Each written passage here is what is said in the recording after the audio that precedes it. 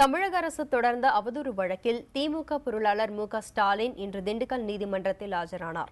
கடந்த ஆண்டு ஜூன் மாதம் கட்சி கூட்டத்தில் பேசியபோது முதலமைச்சர் மற்றும் மின்துறை அமைச்சரை அவதூறாக பேசினார் என்பது ஸ்டாலின் மீதான புகாராகும். இந்த வழக்கில் இரண்டாவது முறையாக திண்டுக்கல் மாவட்ட நீதிமன்றத்தில் இன்று ஆஜரான ஸ்டாலினை அடுத்த மாதம் 17ஆம் தேதி மீண்டும் ஆஜராக நீதிபதி உத்தரவிட்டார். கடந்த நவம்பர் 25ஆம் தேதி ஸ்டாலின் நீதிமன்றத்திற்கு வந்தபோது அதிமுகவினர் மற்றும் திமுகவினர் இடையே மோதல் ஏற்படும் சூழல் உருவானதால் இம்முறை பாதுகாப்பு அதிகரிக்கப்பட்டிருந்தது. நீதிமன்றத்தில் ஆஜரான பின் செய்தியாளர்களிடம் பேசிய மு.க.ஸ்டாலின் அவதூறு வழக்கு மட்டுமின்றி எந்த வழக்கையும் சந்திக்க தயாராக இருப்பதாக கூறினார்.